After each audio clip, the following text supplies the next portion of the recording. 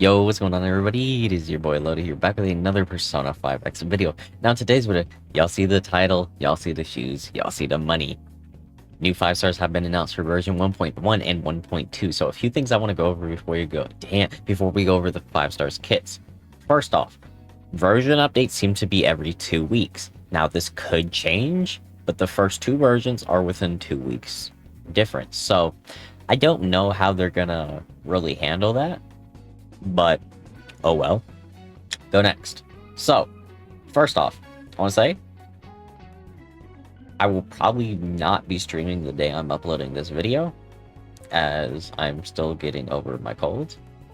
And, I'm trying to push myself right now to record this video. But, with that out of the way, we have the announcement post right now. So, version 1.1 will be happening from April 25th to May 9th. And version 1.2 will be happening May 9th to May 23rd. Now, like I said, about a 2-week give or take diff. Now, during the event, version 1.1, our rated up 5-star will be Yui, or Bui, and our rated up 5-star in 1.2 will be Minami. Now, Yui, she's been in since the beta, so we know Yui's a game changer. Minami, on the other hand, is a brand new character, and I'm going to go ahead and put that out there right now.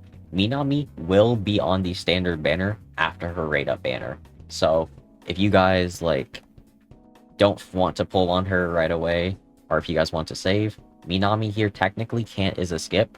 I think what I'd suggest doing maybe is, I don't know, maybe seeing if you can get her early, go maybe 40 pulls in. If you don't get her within 40 pulls, oh well, save the pity. But like I said, she's going to be on standard banner. You'll be able to get her out of your 50-50 loss, which I hope no one loses their 50-50, but it's inevitable. So yeah, Minami is a bless healer, and Yui is a lightning support. So over here, let's see, Yui, and my English today, I can't even speak, oh my god, guys. Young girl whom the protagonist meets in the virtual world. Obsessed with acquiring a large amount of land, the two decide to grow crops on it at the suggestion of the protagonist. A naive personality that occasionally reveals a confused side. Behind the avatar, Yui's manipulator has a completely different side, the details of which will be revealed when the captain meets her. As a defiant character with an electric shock attribute, Yui keeps up the onslaught against enemies by attacking them together with her companions and triggering additional effects. In addition, Yui's highlight skill allows her to trigger up to 3 more powerful additional effects in the next round, giving her an extraordinary single burst output. Now, for the version 1.2. Like I stated, she will be rated up for a limited amount of time. However, she is a non-qualified character, and at the end of the event will enter the character's normal contract. But she will not be added to the range of special rewards that are available for the cumulative total of 300 times of the normal contract. So basically what that means is that she will not be entering this 300 pull selection here, so this will never change, basically. So the only characters to get out of this are obviously Rin or Riddle, because you most likely have these 3. Now, she is an independent girl who runs a store with her father. She is attentive, lively, responsible, and used to taking care of people. Since she has lived with her father for a long time, she knows how to treat people and is very popular in the neighborhood because she can be pleasant to people of the opposite sex. Influenced by her late mother, she has a private dream of becoming a nurse. The conflict between her strong sense of responsibility and her dream brings a lot of pressure and conflicts to Miho. She meets the main character by chance, and the captain is invited to witness the story of dreams and responsibilities. As a rescue character who specializes in healing, Minami can effectively heal her teammates who are in poor condition based on her own life value by consuming her accumulated Tears of Madonna, which I think is something else in the actual translation, dispelling their abnormal statuses and increasing their maximum life value. Additionally, Minami's highlight skills restores a large amount of lifesteal to teammates and boost their maximum lifesteal while granting them the status of restoring lifesteal after actions. I'm not gonna lie, lifesteal healer sounds kinda lit. Alright, now obviously for our weapons, 1.1 Virtual Jammer. It can effectively boost Yui's attack power, bludgeon rate, which I'm pretty sure is crit rate, and pursuit damage. As a limited weapon, this weapon will not be added to the a la carte range of the Between the Packs customized weapon kits, meaning that this will just not be in the 5-star weapon box. At the end of the event, the weapon will be removed from the weapon replenishment card pool, as expected. And in version 1.2, Angel's Heart, it can effectively boost Minami's lifesteal healing effect and boost the output damage of her teammates. When the event opens, the weapon will be permanently added to Between the Packs customized weapon kit. I'm not going to keep saying that. After the event, the weapon will remain in the weapon replenishment card pool. So like I said, Minami is going to be a standard character, so with her weapon, and Yui is going to be a limited character.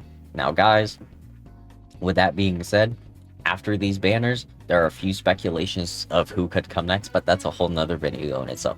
So with that being said, let's go ahead and get over to their kits. Now, obviously, I have this doc here. This isn't mine. I just kind of put it together to go over in a video. But the translations were done by my boy Tycon, and the data mine for Minami was done. Minami is crazy. Minami was done by Panime. I'm so sorry, guys. All right, Bui. So her first skill, cracking surprise box. Deal 80.4% attack electric damage to all enemies. Has a 19.2% base chance to shock enemies for 2 turns. Increase the base chance to shock the main target by 25.6%. Her second skill, explosive bricks. Deal 60.8% attack electric damage to an enemy. Has 40% increased crit rate and grant Bui 60% base chance to shock on her next follow-up attack. If this skill crits, do an additional follow-up attack. Ultra rare reward. Give an ally Naughty Seed. Hey yo. Increases crit rate and attack by 9.9%. Gains an additional 18% base from Bui's crit rate, up to 20.7% for 1 turn. Increases skill multiplier Bui's next 2 follow-up attacks to 39.2% for 2 turns. So it seems like she has a very follow-up based kit.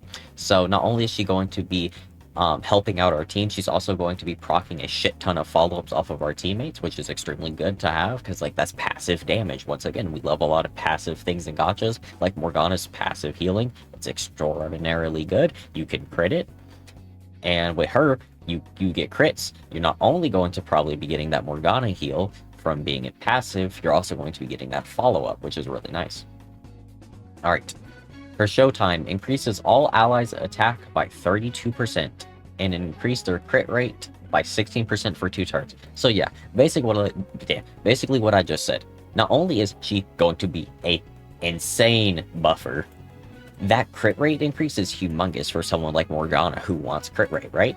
So you can run her and like Morgana, you know, pop her showtime, and then like Morgana's passive heals will be like crazy for the next 2 turns. Alright, so her passives. Nimble, which is expected. Increase shock enemies susceptibility to crit by 9%. English isn't Englishing today.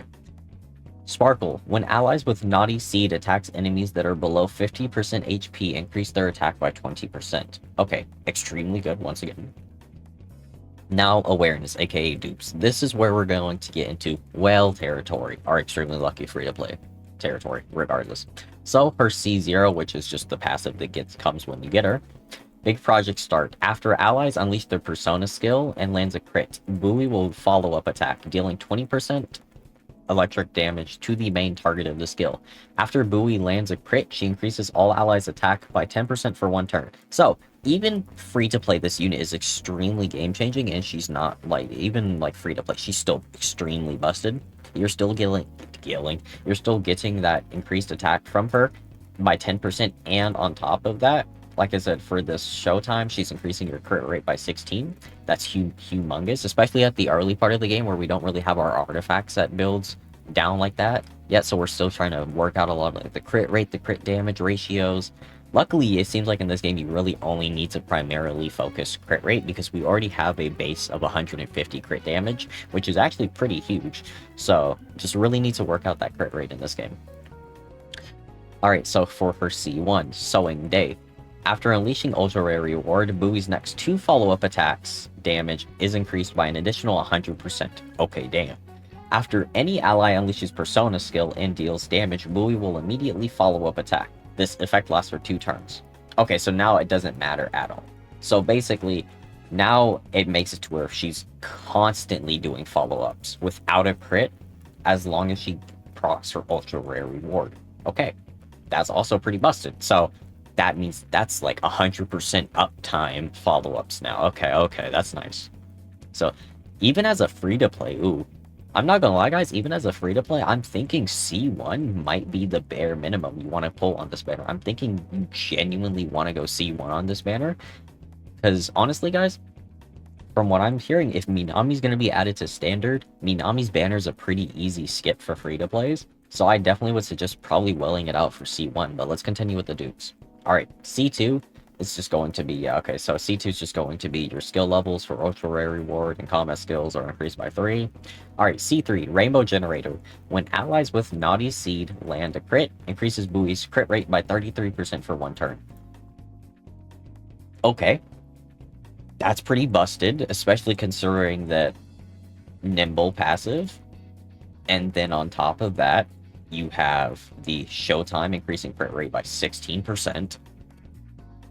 Naughty Seed, which is increasing the crit rate and attack. Yeah, no. Low-key C2, or not C2, C3's busted, but that's like kind of well territory. Not a lot of free-to-plays have been touched for that unless you guys really are in for Yui.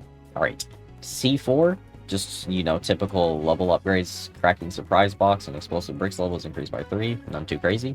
C5, Showtime effect improvement. Increase all allies' crit rate by 63% for 1 turn. Holy fuck. That is literally my reaction. 63% for C5? She's too busted. No. Hold on. Alright, so that's crazy. We are literally not even 2 weeks into the game, already touching Giga Whale territory. How are free-to-play supposed to contest with that? Okay, sure. Let's be honest here, right? Free-to-plays are getting, like, you know... Let's see. Okay. Free-to-plays are getting a 16% crit rate increase. Not too crazy, right? That's 16%. I mean, that's still a pretty a good increase, right? Naughty Seed's giving increases crit rate as well. So you can increase up to, let's see, free-to-plays, you can get, I think, 36.7, right? Yeah, okay. So you guys can get up to 36.7 crit rate increase, and attack increase would be, like, on top of this. So you guys would be looking at a 52% attack buff and a 36.7 crit rate buff if you run your Naughty Seed and then you pop Showtime right after giving everyone Naughty Seed. That's pretty huge, I'm not gonna lie. Alright, and then for the C6, oh my, it's just stat boost effect of Naughty Seed has 100% fixed chance to extend duration. Guys, this is such a Giga Whale character. I'm not gonna lie. I think as a free-to-play, you need to go all out on this character. I'm just gonna keep it a genuine buck with you. Like, right now, if you have Joker, you need to be saving, right? Because this character is fucking busted, right? C5 is 63% crit rate increase off Showtime, right? You're getting the, what are you getting? 32, right? Plus the, 20. Okay, yeah, no, so you're getting the 32 plus the 27, or I could be wrong. This literally could be almost 30% because it increases this by 9, but it says you can gain an additional. Oh, no, I am completely incorrect. My bad, guys. So no, it's the 9.9 factored into the 20. So that's like, literally, I'm pretty sure you're pushing 30% base for 1 turn. You get that 30% crit rate increase, crit rate and damage increase. This makes it 62% damage increase, and this would make it 46% crit rate increase. Nimble gives you that extra 9% chance to crit. Hold on, guys. Let me calculate this real quick, because okay. Right, got that 9 there. 16 there. 16 plus the 30. So we have 46. 53. 53 plus your C5, which would make this increase go to 63. So then it would be... Yeah, you're literally almost getting 100% crit rate increase if you have C5. That's not even funny. And then C6 literally gives you an extended duration on that non-EC buff, which is also making her skill multiplier of her next 2 follow-up attacks proc. So, nah, that's actually kind of a dummy, I'm not gonna lie. Alright, now for her weapon, Virtual Disruptor. C0 increases crit rate by 18. Okay, we're already cut. When an ally lands a crit, Buoy gains 1 stack of reward points, up to a maximum of 6 stats. When Buoy targets an ally with a skill, increase their attack by 6% times whatever reward point stacks you have for 1 turn. When a reward point reaches 6 stacks, increases all allies' attack by 18%. And then at C6, it's 33% base, and then a 12% times increase for reward points, and then 6 stacks is 36. Okay, that's pretty busted. So, basically, I'm not gonna lie, guys. To answer the question, right here, should you pull? Hell yeah. In fact, I want to see almost all of your pulls going into Buoy. I'm not gonna lie to you, because you cannot go wrong with this character, right? I'm sorry, she's too strong. Unless they low-key release the most busted unit in the game. She is the most busted in the game. I don't think anything's topping this from here on out. Because, what are they gonna release next? The fucking 200 crit rate support? Like, oh, I'm not gonna lie. A crit damage buffer would go kind of hard. Kind of like Buoy, but with crit damage. You know, hyper carry teams would go stupid when that character came out. But, anyways. Should you pull? Yes. I don't care if you're free to play. I don't care if you're welling. In fact, if you're welling, even better for you. And if you're free to play, pray to RNGesus, because we're gonna need it, guys. So, next, Minami. Once again, she will be on standard banner, so honestly, she's a pretty easy skip. Maybe get one of her and dip out. Alright. Now just please keep in mind, we do not have the exact values for Minami yet. So, yeah. Guiding Light. Deal X% bless damage to an enemy. All allies gain a stack of Blessing, and Minami gains a stack of Virgin Mary's Tears. Okay, so that's the tears that we saw in the announcement post. Healing Blessing. Restore X% HP to 2 allies. Prioritize selected ally. Plus, prioritize those that don't have buffs or the one with the lowest HP. And dispels 2 debuffs from those allies. Gain a stack of Blessing to the healed ally. Also gains continuous healing for 2 turns. Additionally gains a stack of Virgin Mary's Tears. Pretty busted. Continuous healing. To passive uptime healing once again. And it's a pretty strong 2-person heal. So, honestly, I don't know what to say. I mean, there's gonna be a lot. I don't think she overtakes Morgana. I'm not gonna say she overtakes Morgana right now yet. In fact, I'm going to say her and Morgana really go hand in hand right now. Like, they're on the same level. Like, they're both really good. But I think Morgana might be better still, because he's like, his highlight revives a unit. Alright. Divine Mercy consumes Minami's Virgin Mary tier stacks to restore 15% of Minami's HP plus 250 HP to the target ally. Then heal the ally with the lowest percentage HP with the same healing to plus consumed Virgin Mary tier stacks times. Okay. That's pretty busted. That's a pretty good heal right there, I'm not gonna lie. That's no like little measly heal. So that's a pretty strong skill 3 heal, honestly. But outside of that, I'm a little unsure, right? Because she seems like a really strong unit in theory. But I'm not really getting a lot of vibes from this, you know? Okay. Let's continue. Showtime. Restore X% HP to all allies and increase the max HP of the target ally. Also, grant the target ally a status effect that restores health after taking action, lasting for 1 turn. So just a passive heal for a single turn on selected ally. Okay. Passives. Blessed Blade. At the beginning of the battle, there's a X% fixed chance to give all allies 2 stacks of Blessing effect, lasting for 2 rounds.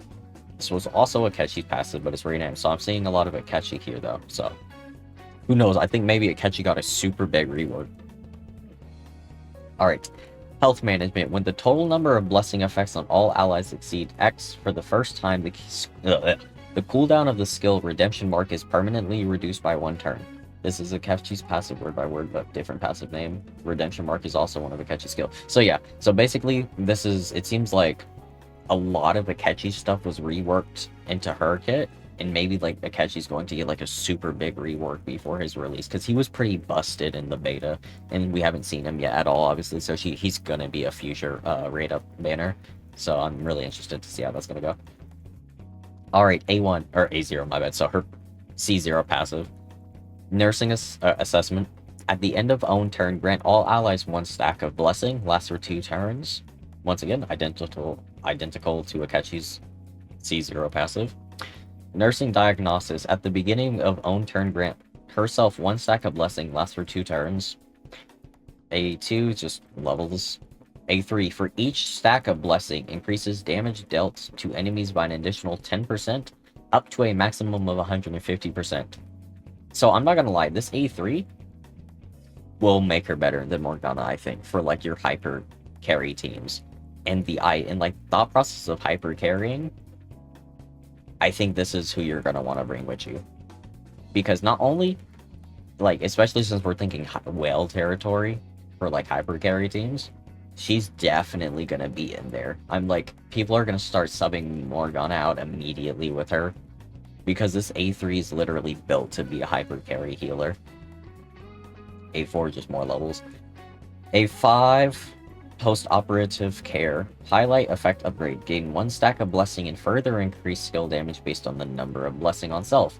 Each stack adds an additional 5% almighty damage. Maximum blessing stacks increase to 15.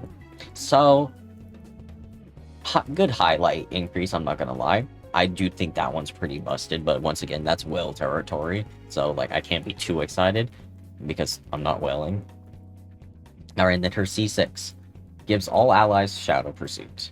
This is also Akechi's A6, which, okay, so yeah, once again, just an Akechi Kakan, which was reworked most likely. I don't know what Shadow Pursuit does. I'll probably have to check more into it, guys. But my honest opinion on Minami, I'm thinking realistically, toss maybe 30, 40 pulls in. And like, it's hard for me to say with this game, right? Because I really don't think that you have, like, we haven't really done gem counts, right? Because like, we're still in the early stages of the first version, right? So they're giving away all the like, the kitty rewards, right? To get you to actually want to play the game for longer. But we have no idea how much longer until like those welcome rewards really wear off and we start to see like just how big of the difference between them giving us everything and like grinding it out daily is. So I don't know, but as of currently, with the gem income we are getting, I would definitely suggest going hard on Bowie. Like, that's definitely, you cannot skip this character. She's way too strong. Minami, on the other hand, like I said, maybe 30, 40 pulls. If you don't get her, back off. I don't think it's worth going the whole pity for her. Like I said, if you're well, at the end of the day, it doesn't matter. You just want to know the kits. But as a free-to-play, like I said, we'll probably get her sometime, unfortunately, through a 50-50 loss. So I'm not too worried about getting her. Like, I'm not going to go to 70, 80 pity for her. Because I think next banner might be like Yusuke or like Makoto.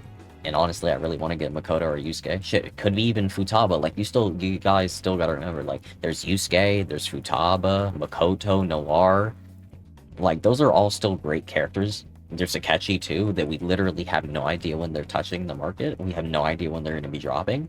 And so, because of that right now, I think that while Minami is really strong, we really gotta be careful about when we're pulling. And I think that the most guaranteed pull here is Yui. Get Yui, and if you really want to be cautious, don't even pull on Minami. But guys, with that being said, it's gonna go ahead and wrap up this video here. Hope you all enjoy. Like always, please make sure to like and subscribe. We just hit 1K, and come join the Discord server where we are giving out the English patch for KR, Taiwan, and China.